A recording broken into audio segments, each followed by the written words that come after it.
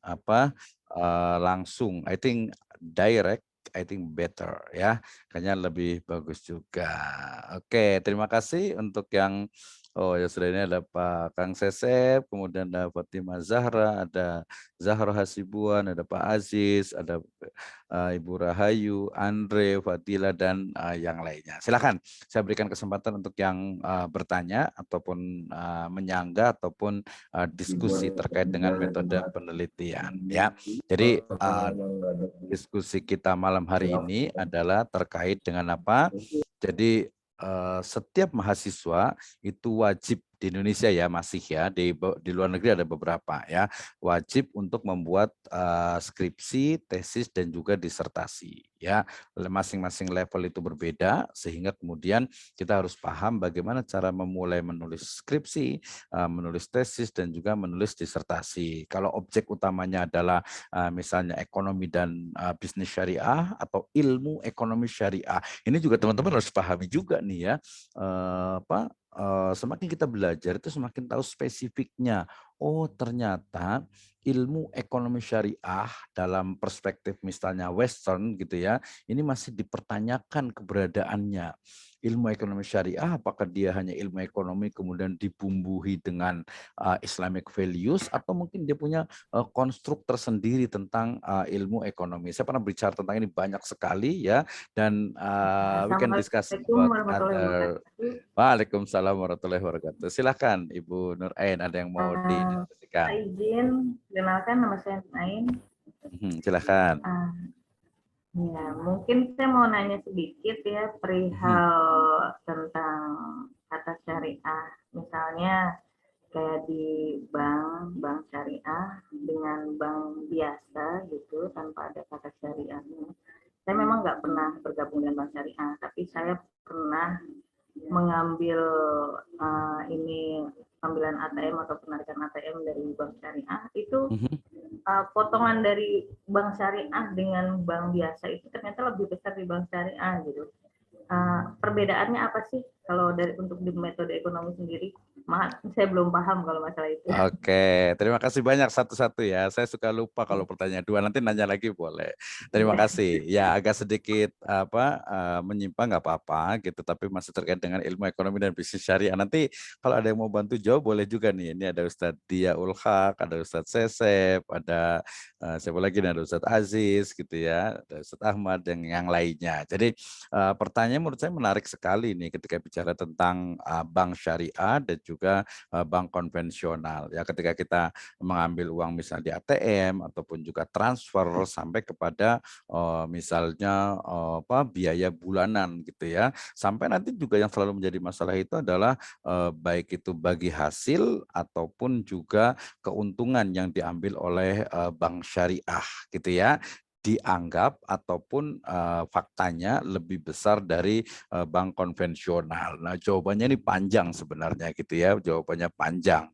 Kalau dari perspektif riset metodologi, metode penelitian ya kita bicara tentang ya berarti kita teliti dulu nih ya. Jadi metode penelitian ini digunakan untuk melihat kenapa bank syariah ya bukan bagi hasilnya tadi misalnya untuk biaya Biaya-biaya gitu ya. biayanya, biaya bulanannya, kemudian juga nanti ketika kita melakukan pembiayaan, kemudian nanti istilahnya itu untuk keuntungan di murabahahnya, kemudian juga sewa di ijarohnya, kenapa lebih besar? Nah, berarti kita perlu riset mendalam. Risetnya bagaimana? Ya bisa kita datang langsung ke sana, kemudian melihat, kemudian interview, kemudian menganalisis dokumen dan lain sebagainya. Nah dari situ kita akan menemukan banyak sekali sebuah jawaban. Jawaban paling mudah adalah begini ya. Misalnya ketika bicara tentang bank syariah, dia berdiri tahun kita sebut saja yang pertama itu adalah tahun 93 ya.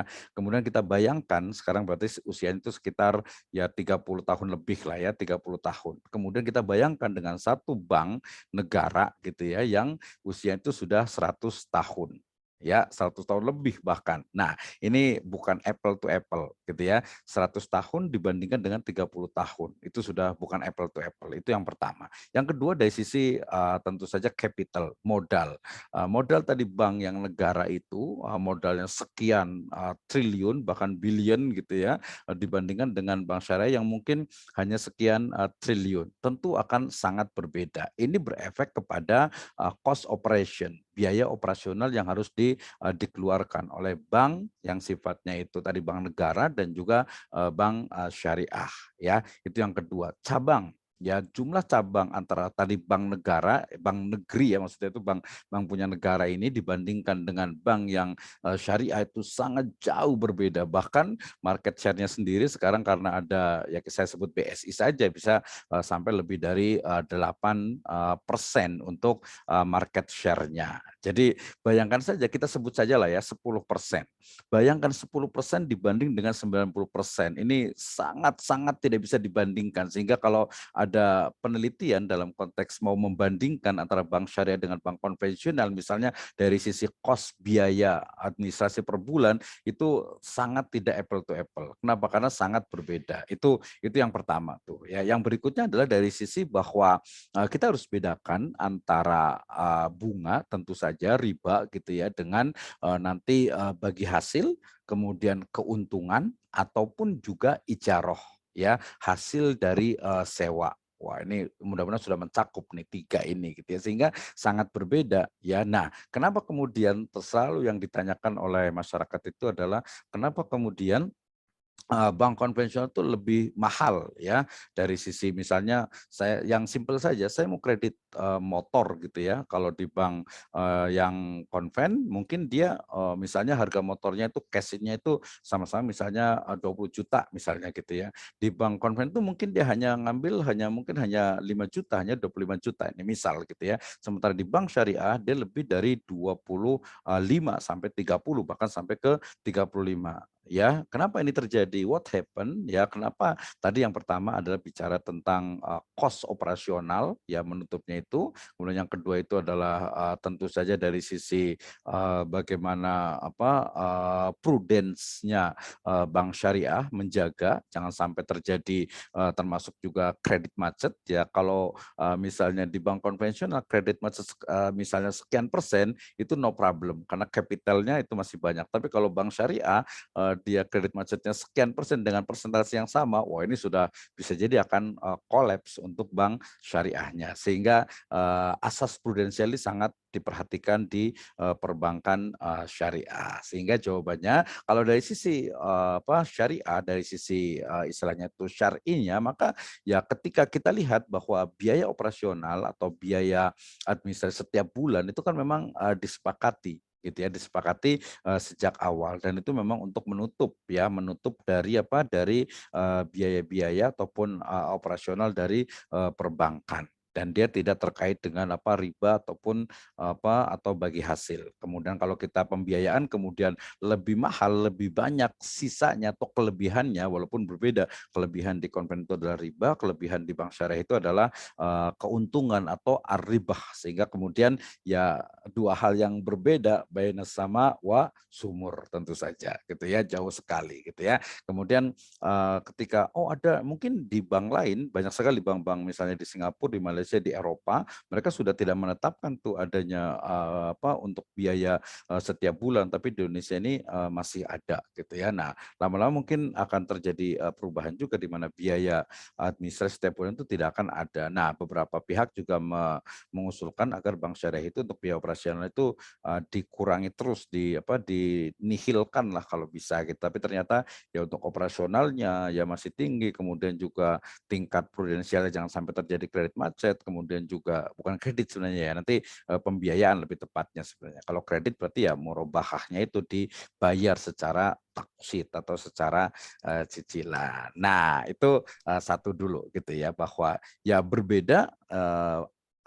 berbeda dalam artian lebih mahal bank syariah, tidak ada masalah secara syar'i, tetapi kemudian kenapa? Karena tadi alasannya adalah biaya operasional, kemudian juga untuk jumlah kapitalnya, modalnya, kemudian juga kantor cabangan dan sebagainya, termasuk juga tadi menjaga untuk agar jangan sampai terjadi kredit macet. Oke, terima kasih. Yang Oke, berikutnya. terima kasih. Yang berikutnya silakan Zahro Hasibuan mau bertanya, silakan.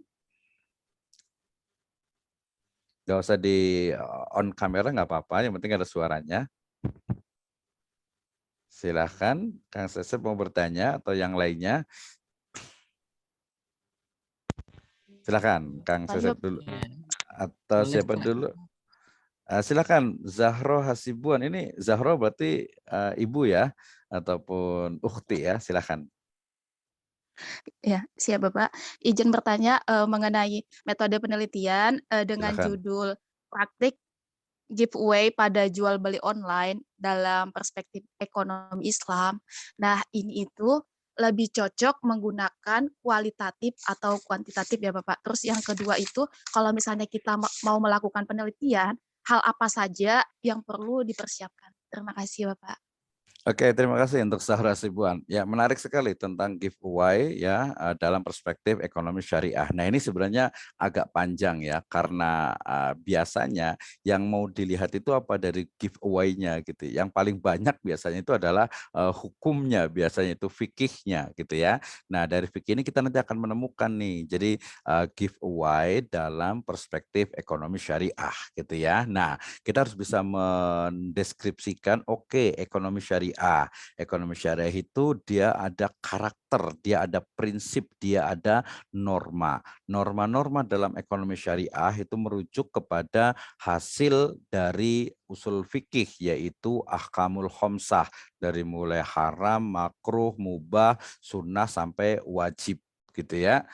Gitu ya sampai wajib atau tadi halal sampai ke haram lah di situ. Nah, dari situ kemudian berarti penggunaannya adalah usul fikih. Bisa juga menggunakan yang level lebih tinggi di maqasidus syariah gitu ya. Nah, itu semuanya menggunakan kualitatif. Ya, kenapa kualitatif? Karena yang digunakan untuk datanya itu adalah praktek dari giveaway-nya, kemudian cara menganalisisnya juga menggunakan norma, values, keyakinan, agama, usul fikih Islam gitu ya. Sehingga ini adalah tentu saja adalah kualitatif ya. Tadi saya sebutkan urutan dari ekonomi syariah gitu. Karena kalau kita nyari-nyari ini perspektif ekonomi syariah itu seperti apa gitu. Nah, nanti sebenarnya bisa tadi menggunakan usul fikih, makosid atau satu teori kalau deskripsi lebih gampang. Jadi satu teori yang itu keluar dari atau dibuat dirumuskan oleh satu tokoh bidang ekonomi syariah itu sangat mungkin. Oke. Nah, kualitatif ya. Yang kedua, bagaimana cara memulai penelitiannya? Nah, ini yang paling penting gitu ya. Jadi dalam penelitian itu ada ya 2 step besar ya. Step pertama, tahapan pertama adalah data itu didapatkan dan valid. Itu yang pertama ya. Data didapatkan secara valid. Ya, yang kedua adalah ya data dianalisis dengan tool, dengan alat dan cara yang benar. Nah, 2 itu. Oke, dari yang pertama, ya data itu didapatkan ya dengan benar dan valid. Berarti ketika kita bicara tentang giveaway misalnya gitu ya, maka kita pastikan bahwa giveaway ataupun praktek giveaway yang misalnya dilakukan oleh satu e-commerce misalnya itu betul-betul memang begitu faktanya. Berarti nanti tadi siapa Zahro ya berarti harus giveaway-nya punya siapa nih gitu ya. Misalnya nggak apa-apa lah saya sebutkan merek misalnya punya Shopee misalnya gitu ya. Nah, maka kita harus betul-betul tahu gitu ya mulai dari kalau perlu nih gitu ya kita datang ke Shopee-nya kemudian melihat bagaimana sebenarnya mekanisme pembuatan giveaway-nya ya maksudnya pembuatan programnya ya giveaway kan biasanya dapat hadiah gitu ya kemudian nanti diundi atau mungkin pakai apalah gitu ya diacak sehingga kemudian oh saya dapat giveaway gitu ya. Nah, seperti itu. Jadi nanti pastikan bahwa giveaway-nya ini dia sebenarnya kalau mau lebih detail ini ya, ini sebenarnya dia trik dari marketing gitu ya, atau mungkin memang dia adalah hadiah gitu ya. Artinya dia berasal dari dana di luar marketing biasanya gitu ya. Tapi kalau kalau itu ya pasti itu adalah bagian dari marketing ya, ataupun juga diskon ataupun juga pengurangan dari harga. Nah, yang terjadi ini yang biasanya banyak dilakukan oleh para pebisnis itu adalah giveaway, promo, diskon gitu ya. Itu sering sekali justru apa ya menjebak ya, kemudian nanti ujung-ujungnya itu adalah ya harga itu dinaikkan. Misalnya nih saya sebut nggak usah mereknya. Misalnya transportasi online gitu ya. Transportasi online sekarang sudah mulai hampir sama nih dengan transportasi yang misalnya Bluebird yang manual lah gitu ya. Nah, kemudian karena apa? Karena dia tahu strategi bisnisnya adalah oke, tahun pertama kita bahasanya itu adalah bakar uang. Tahun pertama, tahun kedua, tahun ketiga itu bakar uang tuh betul-betul gitu, dimurahkan kalau perlu. Tapi lama-lama kemudian dia akan dikembangkan, dia akan ditambah dikit, dikit, dikit, dikit. Nah, itu adalah strategi bisnis. Nah, itu juga bisa dilihat dalam Islam gitu ya, dalam Islam. Nah, kalau giveaway-nya gitu ya, itu adalah memang tidak terkait nanti dengan misalnya pembelian atau penjualan atau tidak terkait juga dengan apa dia hanya promo, itu nanti masuk ke fikih ya. Tadi kita balik lagi ke validitas dari data. Cara mengumpulkan data bagaimana? Berarti bisa datang ke lembaganya, institusinya, direct observation, observasi langsung. Tadi kurang nih, perlu adanya interview. Siapa yang diinterview? Nggak bisa hanya satu orang, dua orang ya. Perlu bagian marketing, bagian promosi, kemudian bagian mungkin manajernya, kalau perlu sampai ke ownernya, sampai kepada mungkin manajer operasionalnya, kemudian nanti dari sisi dokumennya juga, di situ menggunakan triangulasi gitu. Jadi cukup detail meyakinkan bahwa ini betul datanya itu memang valid. Itu yang pertama. Yang kedua, setelah data ini udah valid nih, yakin gitu ya dengan berbagai metode itu, kemudian kita analisis menggunakan mau pakai apa nih? Ya kalau level S1 sih pakai satu teori dari tokoh ekonomi syariah misalnya, itu sudah cukup gitu ya. Tapi kalau mau pakai usul fikih boleh juga, mau pakai yang mana nih usul fikihnya? Banyak juga di dalamnya. Pakai satu kaidah sangat mungkin juga. Pakai maslahah bisa, pakai sadu dzari'ah bisa, pakai teori maisir bisa. Makosid tadi bisa juga pakai punya Juwaini, punya Al-Ghazali, punya Syatibi, pakai Ibnu Taimiyah, Ibnu Qayyim, pakai Abu Zahra, Ibnu Asyur dan lain sebagainya. Itu di analisis datanya baru diambil kesimpulannya. Nah, jadi ceritanya itu ya tahapan lah. Kalau S1 ya oke levelnya seperti ini, S2 levelnya seperti ini, nanti S3 lebih mendalam lagi. Oke, terima kasih untuk Zahra. Oke, yang berikutnya silakan Kang Sesep. Tadi katanya kayaknya mau nanya nih, silakan ya. Atau mungkin diskusi ya. Silakan Kang Sesep. Kalau masih. Terima kasih, Bapak. Oke, sama-sama. Atau silakan yang lain juga yang ingin bertanya. Ya, terima kasih untuk Aprilia ya sudah hadir. Oke, kemudian ada pertanyaan juga dari Anjar Palupi. Bismillah, maaf Bapak izin bertanya jika judul hukum buket uang buket ya, saya agak lupa dikit ya, saya bagi poket gitu ya. Buket uang asli dalam perspektif hukum agama Islam dan negara yang lebih baik dengan metode apa ya? Nah, karena hukum ya otomatis karena dua ya berarti comparative legal studies gitu ya. Jadi apa disebut dengan apa perbandingan komparasi hukum ya, komparasi hukum antara hukum Islam gitu ya dan juga hukum positif di Indonesia gitu ya. Karena kan bicara tentang buket uang asli ya dalam perspektif hukum agama Islam dan negara RI. Nanti judulnya tinggal diganti aja ya, misalnya hukum atau buket uang asli dalam perspektif Islam atau hukum Islam dan hukum positif di Indonesia. Ya ada levelnya ya skripsi lah ya. Jadi dia membandingkan antara hukum Islam dengan hukum positif yang ada di Indonesia, mudah saja gitu ya. Jadi tahapan-tahapannya tadi jawabannya udah ya, berarti metodenya ya comparative legal studies ya. Jadi studi hukum komparasi membandingkan antara ini hukum Islam, ini hukum positif yang ada di Indonesia. Nah, yang pertama tentu saja yang harus kita pahami itu adalah ya buket uang aslinya itu sendiri gitu ya. Jadi seperti apa keadaannya, realitasnya, kemudian faktanya. Jadi kita deskripsikan dulu.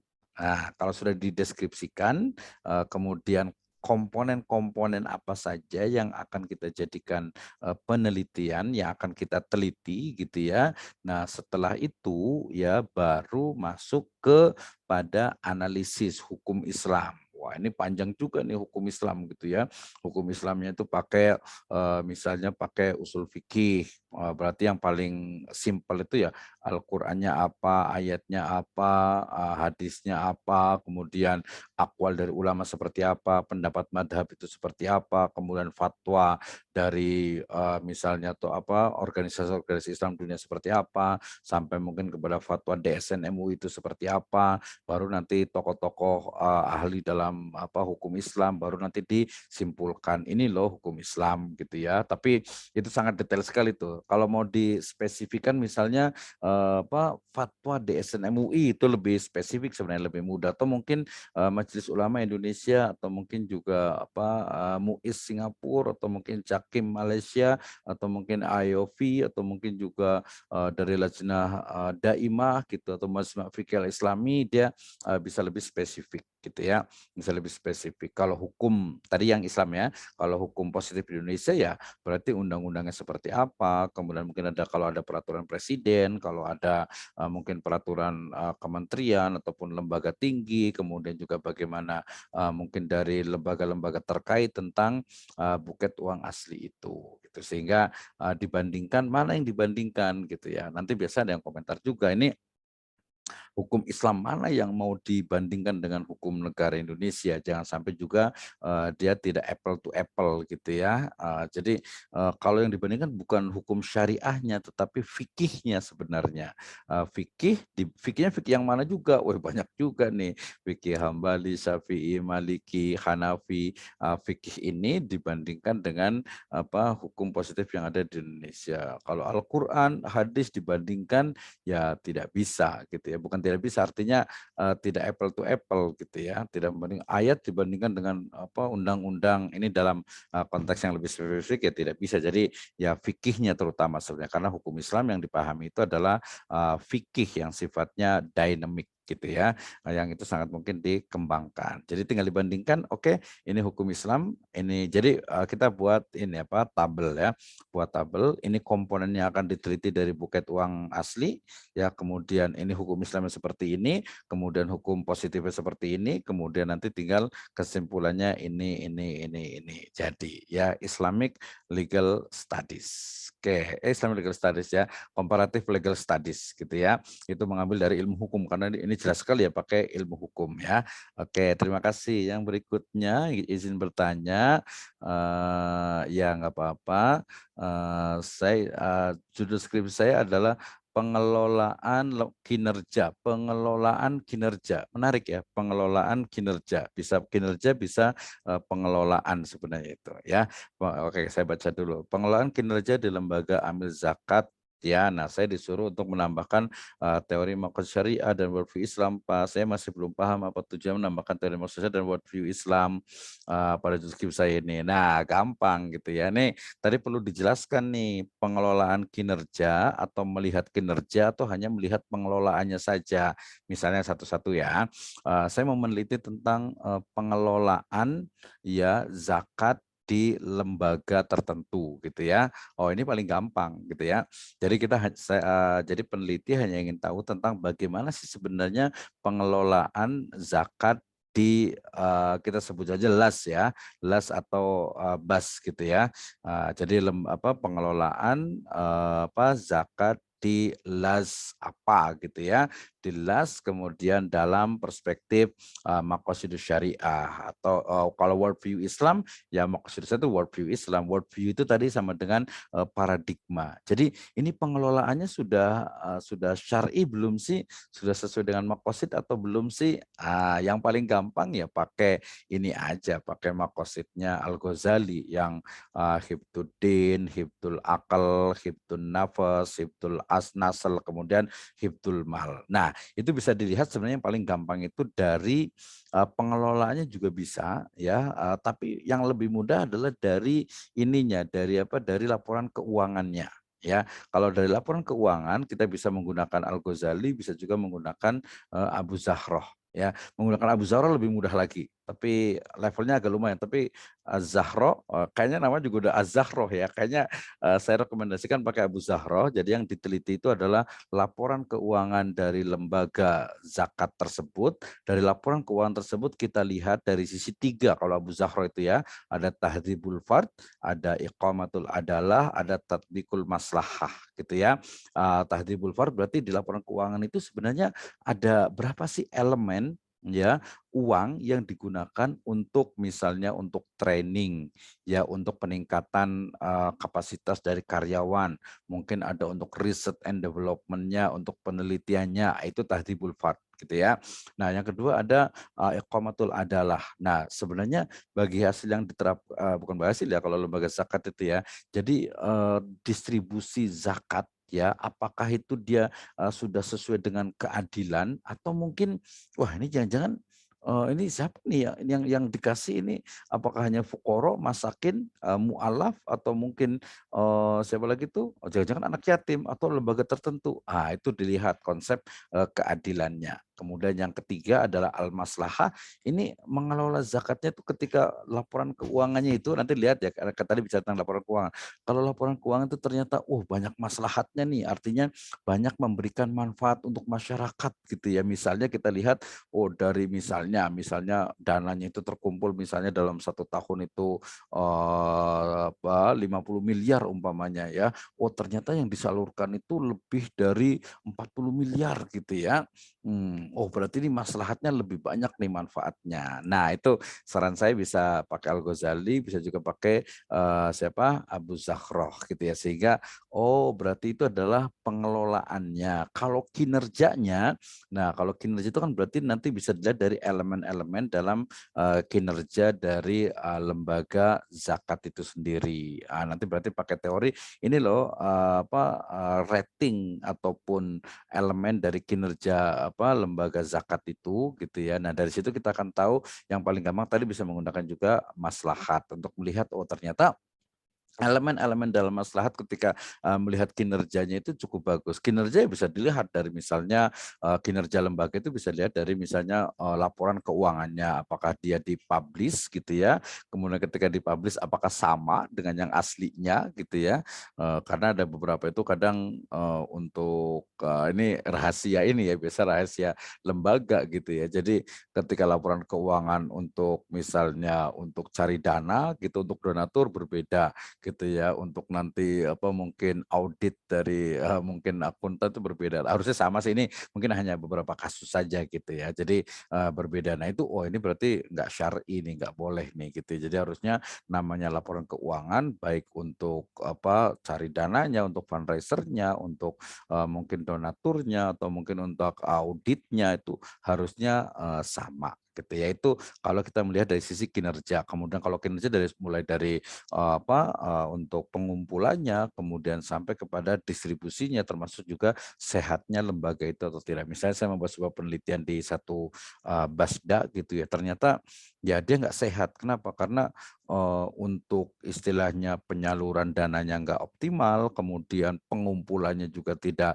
optimal, sehingga kemudian banyak sekali hal yang kemudian menjadi semacam kita sebutnya lebih softnya adalah ijtihad dari pengelola zakatnya. Karyawan dapat hak amil, hak sabilillah sampai hak ghorimin juga gitu. Karena kalau dikasih cuma amilin doang ada jatahnya sekian nih, betul ditambah nih dengan kan dia fisabilillah juga gitu ya. Dia kan punya utang juga, ghorimin juga. Nah, itu terjadi dari sisi kinerja. Berarti pelajari apakah pengelolaan atau kinerja, karena pengelolaan kinerja agak sedikit berbeda nih, dua hal yang berbeda gitu ya. Kinerja bisa diukur, pengelolaan juga bisa dilihat juga. Oke ya, jadi maqasid syariah bisa Al-Ghazali yang paling gampang, atau yang lebih untuk keuangan, laporan keuangan itu menggunakan Abu Zakhroh ya.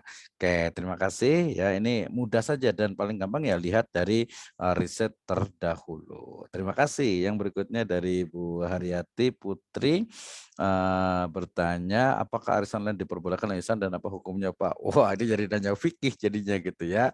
Arisan online. Nah, arisan itu pada dasarnya hukumnya ya mubah, boleh gitu. Tetapi kemudian ketika ternyata orang yang dapat arisan kemudian dia melebihkan dalam berbagai hal gitu ya, maka itu menjadi kalau kita mau hati-hati itu termasuk riba gitu ya. Riba. Misalnya di sini ada 23 orang. Ya 23 orang yang gampang aja lah, 1000 aja lah ya. Berarti 23.000. 23.000 kemudian pertama saya dapat nih 23.000 gitu kan ya. Nah, ini akadnya apa? Dalam syariah, akad ketika saya dapat arisan adalah dain, utang ya, adalah dain atau utang ya.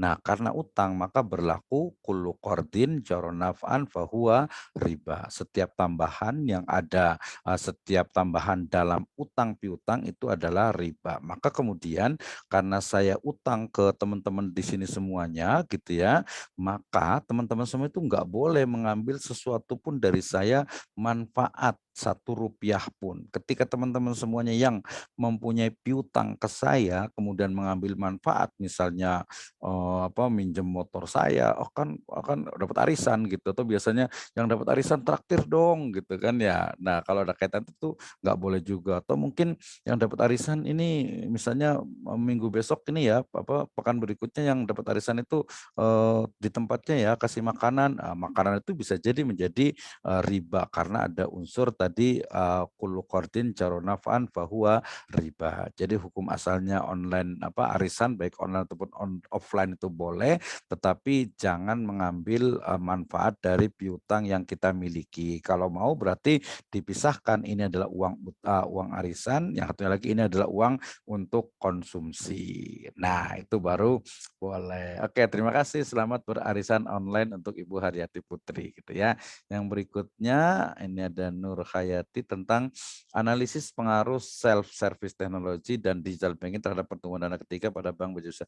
Metode penelitian pakai satu metodologi penelitian atau dua metode penelitian ya Pak. Terima kasih atas pencerahannya. Ya gampang. Kalau menggunakan pengaruh ya dia pasti pakainya adalah kuantitatif ya. Dia pakai statistik, kemudian pakai regresi linear berganda karena di sini ada self-service teknologi dan juga digital banking ya. Tinggal lihat dari pertumbuhan dana ketiganya ini ya. Nah, ini ya mudah dan ini biasanya juga paling ini banyaknya juga di laporan keuangan, sehingga datanya tidak perlu ngambil dari kuesioner dari responden tapi hanya mengambil dari laporan keuangan gitu ya. Laporan keuangan ini biasanya pakai time series ya, di 5 tahun terakhir lah minimal, kalau bisa 10 tahun itu lebih bagus gitu ya. Jadi dia menggunakan metode kuantitatif. Ya satu saja lah kalau skripsi gitu ya. Kalau tesis ini juga masih bisa lah satu yang mudah saja gitu ya. Kalau pakai mix method nggak nyambung. Kualitatif juga dia nggak nyambung karena sudah jelas itu kunci keyword dari pengaruh itu adalah kuantitatif. Oke, terima kasih. Yang berikutnya dari Fadilah Dwinanda. Saat ini untuk skripsi saya menggunakan teori Islamic Worldview dan Maqasidus Syariah. Untuk teori tersebut apa bisa dikaitkan dengan nilai perusahaan pada bank syariah, Pak? Ini kayaknya dosennya beberapa ini pakainya Islamic Worldview dan Maqasidus Syariah ya. Sebenarnya menarik ya. Kalau Islamic worldview itu kan dia sebenarnya paradigma Islam ya. Jadi melihat dunia ataupun melihat fenomena, melihat sesuatu itu dalam konteks Islam gitu ya. Nah, yang dilihat mau pakai perspektif apa gitu ya. Ya paling gampang mau pakai perspektif tauhid atau mau pakai perspektif misalnya orang itu pakai tasawuf gitu ya, atau pakai metafisik bahkan gitu ya, atau pakai fikih ya, pakai juga misalnya uruf gitu ya, pakai teori-teori yang banyak gitu ya. Tapi oke lah, jadi Islamic worldview itu adalah ya kita sebut saja Islam dan maqasidus syariah. Nanti Islamic worldview itu pakai siapa nih? Misalnya pakai misalnya siapa nih, Al-Atos gitu ya, kemudian juga ada beberapa tokoh worldview lainnya gitu ya. Nah kemudian pakai maqasidus syariah tadi juga pilih salah satu saja. Biasanya yang paling umum adalah Al-Ghazali. Kemudian digunakan untuk teori tersebut apa bisa dikaitkan dengan nilai perusahaan atau corporate culture ya, atau corporate values pada bank syariah. Ya sangat bisa sekali gitu ya. Jadi nanti pilih satu bank syariah, kemudian nanti kita explore, kita teliti dari corporate values-nya, ya misalnya kita sebut saja BUMN, corporate value-nya adalah sekarang itu adalah akhlak. Nah, dari akhlak itu A, K, H, A, L, K, akhlak gitu ya, terakhirnya K ya. Nah, dari akhlak itu apakah dia sesuai dengan Islam? Ya, kita lihat ya. Misalnya apa nih worldview corporate value dari bank itu, misalnya jujur, kemudian ramah, atau biasa mungkin paling standar itu adalah sapa, salam, senyum gitu ya. Oh, sapa misalnya menyapa. Dalam Islam kayak kira-kira menyapa itu seperti apa? Kemudian salam, ya salamnya seperti apa nih? Ya kalau namanya juga bangsa syariah nggak mungkin lah pakai salam yang lain, pasti pakai assalamualaikum. Kemudian senyum. Wah, dalam konteks Islam senyum itu seperti apa? Oh, pakai dalil tabassum kali wajhi akhika laka sodakoh gitu ya. Kemudian senyum, salam, sapa atau mungkin yang lainnya. Ya ini ya sangat mungkin. Ini menurut saya juga justru menarik ya, corporate values sampai nanti lebih level agak tinggi lagi corporate culture-nya itu digunakan untuk melihat atau digunakan dengan menggunakan Islamic worldview atau maqasidus syariah gitu ya. Nah, maqasidus syariah di level S1 oke lah pakai Al-Ghazali dengan Abu Zahra, tapi teman-teman yang ada di level S3, S2 dengan S3 sebaiknya jangan hanya itu ya. Cari sesuatu yang unik, yang berbeda, bahkan kalau perlu menambahkan dari maqasid al-khamsah itu. Sekarang sudah ada hifdzul bi'ah, melindungi lingkungan, ada hifdzud daulah, melindungi negara Indonesia, ada hifdzul ummah, melindungi umat, ada hifdzul iktisadi, melindungi ekonomi. Wih, banyak banget gitu itu di level S2. Jadi jangan hanya berpikir aduh Al-Ghazali lagi gitu. Jadi dikembangkan because you are master. Oke, ke Pak Sahala Martua, terima kasih pertanyaannya. Hal yang penting sekarang topik tentang ekonomi syariah yang lebih dekat bersinggungan dengan metode ekonomi konvensional. Izin bertanya, saya ulang lagi. Hal-hal yang penting sekarang topik tentang ekonomi syariah yang lebih dekat bersinggungan dengan metode ekonomi konvensional. Wah, di sini ada Ustadz Muhammad Yaul Haq nih. Jadi ketika bicara tentang topik ekonomi syariah, semuanya menurut saya itu menarik gitu ya. Kalau saya justru lebih cenderung kepada basic values atau basic paradigm ya, paradigma dasar dari ilmu ekonomi syariah itu sendiri. Jangan sampai nanti kemudian orang mengatakan bahwa ilmu ekonomi syariah adalah ilmu ekonomi yang ditambahi dengan syariah. Tidak seperti itu. Yang benar bahwa ilmu ekonomi syariah adalah the celestial economics ya, atau bisa Quranic economic, Nabawi economics, bisa juga Robbani economics, ekonomi Robbani, ekonomi ilahi, ekonomi wahyu, ekonomi surga ya gitu. Jadi ekonomi ya Islamic economic ya, ekonomi berdasarkan nilai-nilai Islam gitu ya, sehingga ya berbeda dari mulai dasar pemikirannya, sumber-sumbernya, prinsip-prinsipnya, metode-metodenya sampai kepada aplikasinya ataupun implementasi dan prakteknya. Kalau saat ini masih kelihatannya itu mirip-mirip atau sama atau bersinggungan karena memang ya usia dari ilmu ekonomi syariah itu tidak setua ilmu ekonomi konvensional yang sudah baku gitu ya, sehingga kenapa sih harus ada bank syariah gitu ya? Ya karena, di Indonesia ini bank itu ya soko guru ekonomi, bukan koperasi, walaupun teorinya koperasi ya. Ya kenapa harus syariah, kenapa harus bank? Ya karena memang tadi, bank itu menjadi kunci utama perekonomian di Indonesia, semuanya pakai bank ya. Nah dalam Islam ada nggak?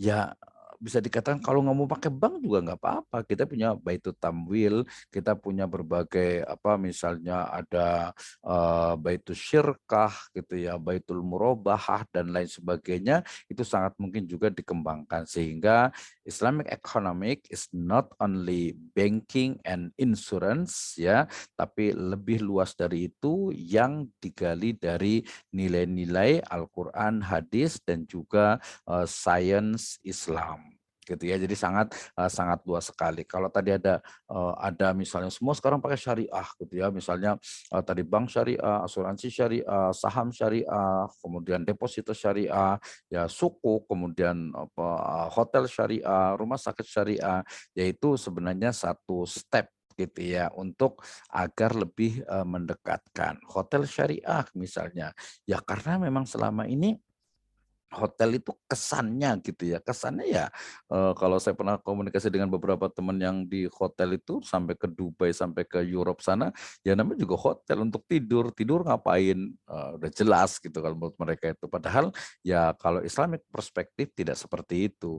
Tourism, traveling, jalan-jalan, jalan-jalan ngapain, namanya jalan-jalan senang-senang, happy-happy, dalam Islam nggak seperti itu, tapi, tetap saja nilai itu tetap ada gitu ya. Oke, ada lagi tambahannya nih. Jika kita mau meneliti hukum ekonomi syariah yang relevan saat ini untuk masukan kebijakan menarik dan menguntungkan bagi masyarakat, kira apa Pak masukan topiknya dan detailnya? Oke, terima kasih. Kebetulan saya saat ini dikasih amanah juga dengan saya ada asosiasi namanya Asosiasi Pengajar dan Peneliti Hukum Ekonomi Syariah. Pak Salam Martua boleh gabung juga di apaisi.org.id. Ini teman-teman yang berjuang untuk hukum ekonomi syariah. Ini alhamdulillah pengurusnya dari mulai UI, kemudian Unpad, kemudian juga UGM, kemudian Brawijaya, kemudian Diponegoro, kemudian UII juga gitu ya. Kita sedang menyusun buku namanya Digitalisasi Ekonomi Syariah Perspektif Hukum Ekonomi Syariah. Ini dengan BI sudah sampai ke FGD yang ketiga insya Allah nanti di Bali. Ya, jadi topik yang menarik menurut saya adalah digitalisasi or digitalize of Islamic economic and business gitu ya. Digitalisasi dari ekonomi dan bisnis keuangan syariah. Ini menjadi tren yang menarik menurut saya saat ini karena memang mau tidak mau Islamic digital economy yaitu sebuah keniscayaan. Bagaimana dasar pemikirannya, ya tadi mungkin mengambilnya world view-nya, bagaimana prakteknya. Nah ini menjadi hal yang menarik. Termasuk juga teman-teman juga sedang berjuang untuk pengesahan dari undang-undang ekonomi syariah itu sendiri ya. Namanya undang-undang udah hukum ekonomi syariah gitu ya. Nah ini juga sedang dibuat, sedang usulkan untuk menjadi payung hukum bagi ekonomi syariah di Indonesia. Ini mirip kalau teman-teman di base-nya ilmu hukum itu akan ketemu dengan dulu itu ada kompilasi hukum Islam ya. Kompilasi hukum Islam kemudian dia spirit ya di breakdown menjadi berbagai undang-undang. Ada undang-undang tentang zakat dan lain sebagainya. Nah, kemudian kita juga tahu ada kompilasi hukum ekonomi syariah KHES ya. Ini teman-teman insya Allah udah tahu juga di yang Fakultas Hukum. Nah, dari kompilasi hukum ekonomi syariah ini karena dia kedudukannya itu tidak selevel dengan undang-undang sehingga kemudian sedang diajukan untuk menjadi undang-undang. Nanti ke depan tadi ada undang-undang ekonomi syariah seperti Omnibus Law gitu ya yang akan di dalamnya itu ada undang-undang tentang syirkah, tentang murabahah, tentang akad-akad digital ekonomi, tentang termasuk juga sengketa ekonomi syariah dan lain sebagainya. gitu ya. Nah, ini digitalisasi, kemudian ya tentu saja ekonomi digital ini menjadi topik yang menarik ya, metaverse, cryptocurrency, kemudian juga exchange, foreign exchange gitu ya. Pokoknya ekonomi-ekonomi kekinian itu menarik, tetapi jangan lupakan juga basic riset-riset yang mendasar yang tadi dalam kualitatif itu grounded theory itu di level S2 dan S3 ini menjadi sebuah keniscayaan. Jadi tidak hanya yang di tataran permukaan saja, tapi dia lebih mendalam. Terima kasih untuk Pak Sahala Martua atas konfirmasinya. Kita bisa diskusi lagi dan saya rasa waktunya sudah lebih 32 juga. Insya Allah kita akan lanjutkan di masa-masa yang akan datang. Semuanya yang ada problem, baik itu skripsi, tesis, ataupun disertasi, ataupun juga diskusi tentang ekonomi, bisnis, keuangan, ataupun juga Islamic Studies, boleh hubungi saya dan kita bisa diskusi. Nanti kalau mau lihat itu ada di YouTube saya juga cukup lengkap juga terkait dengan riset metodologi tentang Islamic Economic Business and Finance ya, sebagian dari webinar, diskusi dan sebagainya. Baik, terima kasih untuk semuanya. Terima kasih Pak Panzi yang masih OTW, carefully drivingnya. Oh ini ada yang nanya lagi ya, satu lagi. Aprilia Triarum, oh, kira titanium ya, titanium, Ethereum, agak mirip-mirip dikit ya karena kripto gitu ya. Terima kasih, mohon maaf, Aprilia Triarum ya. Mohon maaf, ingin bertanya cryptocurrency apa hal yang banyak taruh saham di dana merugi infonya. Iyalah, ya kan kita tahu bahwa cryptocurrency itu kan currency itu adalah alat tukar dalam bentuk kripto gitu ya. Alat tukar dalam bentuk kripto, sama seperti mata uang. Jadi sama juga dengan digital money ya, uang digital. Nah, uang digital ini dalam konteks ekonomi, bisnis dan keuangan dia sebenarnya sama ya. Perspektif Islam itu adalah dia adalah alat tukar bukan komoditas. Sehingga ketika dalam perspektif Islam mengatakan investasi kripto, itu dia tidak tepat ya, atau ya salah. Kenapa? Karena kripto itu adalah untuk jual beli sehingga bukan untuk investasi gitu ya. Kemudian kalau pertanyaannya gimana halal atau haram gitu ya. Nah, kalau dalam konteks istilahnya itu dia untuk jual beli kan kita sudah gunakan. Kita sudah gunakan misalnya OVO, kita gunakan GoPay gitu ya dalam dalam syarat-syarat tertentu, yaitu is our future money gitu ya. Itu adalah mata uang masa depan kita gitu. Tapi nanti harus ada underlying-nya tentu saja gitu ya. Jadi kripto dia bisa menjadi halal ketika digunakan untuk jual beli dengan nanti jaminan dari negara tentu saja gitu ya. Nah, kalau belum ada jaminan ya agak meragukan. Tapi kalau untuk dia banyak yang taruh saham di kripto. Nah, biasanya itu ya tadi sahamnya kemudian sebuah perusahaan yang mengeluarkan kripto alat tukar gitu, kemudian dia menjual sahamnya. Nah, kalau menurut saya ini ya cenderung ke haram ya, tidak diperbolehkan karena fluktuasi, kemudian juga jaminan dari pemerintah dalam kripto tertentu, Bitcoin, Ethereum ya ataupun yang lainnya gitu ya. Nah, itu juga sangat meragukan. Lebih baik kalau mau kripto cari yang lebih stabil yang juga diakui oleh OJK walaupun lebih dari berapa ya, sekitar hampir seratusan itu ya, lebih bahkan gitu ya. Nah, itu jadi lebih hati. Kalau saran saya ya jangan letakkan telur dalam satu keranjang untuk investasi. Ya di kripto tuh mungkin hanya sebagian saja, banyak elemen-elemen investasi yang kita bisa gunakan. Oke ya, terima kasih. Jadi ya kalau untuk tadi investasi kemudian apalagi kripto itu saya cenderung lebih ke haram. Tapi kalau hanya untuk transaksi jual beli itu diperbolehkan. Lagian juga dia bukan ini. Saya pernah buat satu seminar internasional ya, teman ahli manajemen keuangan dari Malaysia mengatakan ya kripto itu ya bukan alat investasi gitu. Itu hanya alat tukar saja gitu. Kalau untuk menyimpan kemudian menunggu itu ya itu juga bukan investasi. Sama seperti saya beli dolar sekarang gitu ya, kemudian saya simpan dalam jangka waktu 6 bulan, saya tukar kembali, saya dapat keuntungan, itu halal gitu ya.